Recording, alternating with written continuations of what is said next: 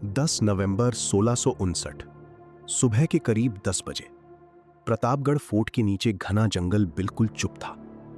हवा तक रुक चुकी थी, जैसे जमीन खुद किसी खून के इंतजार में हो।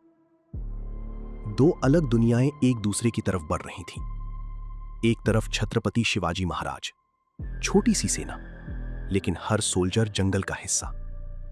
दूसरी तरफ अफजल खान, एक ऐसा जनरल जो अपनी ताकत पर इतना यकीन करता था कि उसे किसी डर की जरूरत ही नहीं थी।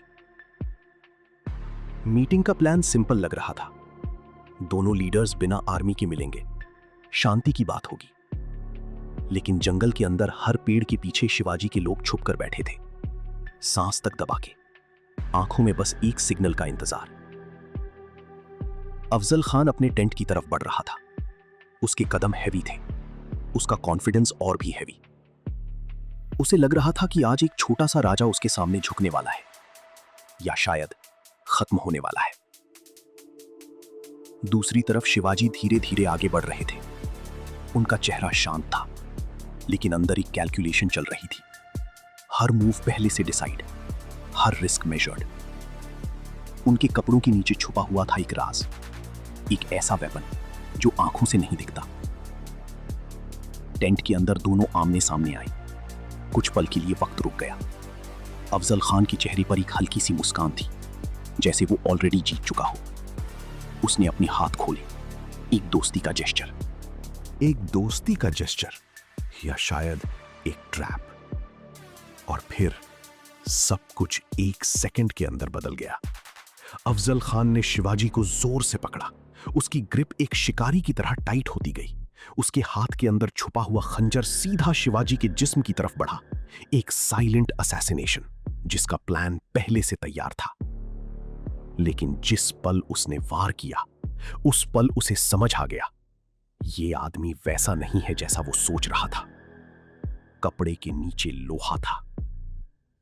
शिवाजी ने तुरंत अपना हाथ घुमाया और उनकी उंगलियों के बीच छुपा हुआ वाघ नख अफजल खान के पेट को चीर गया। इतना तेज, इतना अचानक कि हवा भी रिएक्ट नहीं कर पाई। अफजल खान की आंखों में पहली बार डर दिखा। टेंट के बाहर जंगल फट पड़ा, जैसे किसी ने सिग्नल दे दिया हो। हर तरफ से मराठा सेना टूट पड़ी। तलवारें चमक रही थीं, घोड़ों की दौड़, चीखें और धरती पर गिरता हुआ खून। अफजल खान पीछे हटने की कोशिश कर रहा था, लेकिन उसका जिस्म साथ नहीं दे रहा था।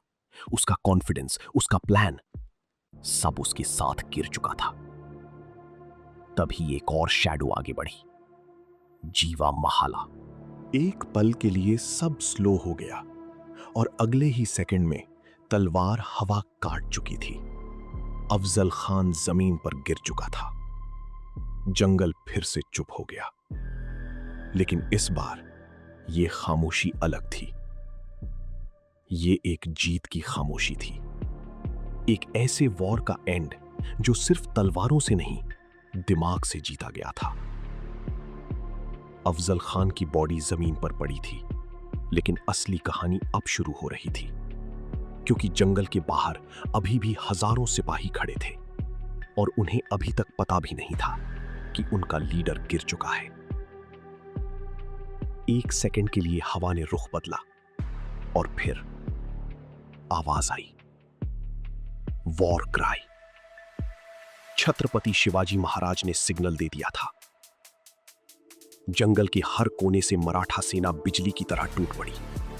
कोई फॉर्मेशन नहीं, कोई ट्रेडिशनल बैटल लाइन नहीं, सिर्फ केओस, कंट्रोल्ड केओस। हर सोल्जर टेरेन का यूज कर रहा था। पेड़, पत्थर, शैडोज, सब वेपन बन चुके थे।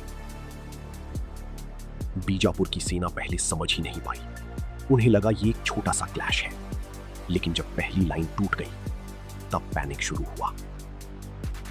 उनके हाथी मुड़ने लगे, घोड़े कंट्रोल से बाहर, कमांड्स हवा में खो गई। और सबसे बड़ा झटका तब लगा जब खबर फैली, अफजल खान मर चुका है। एक ही पल में पूरी सेना का कॉन्फिडेंस गिर गया। जो आर्मी कुछ देर पहले तक इनविंसिबल लग रही थी, अब डायरेक्शन के बिना भटक रही थी।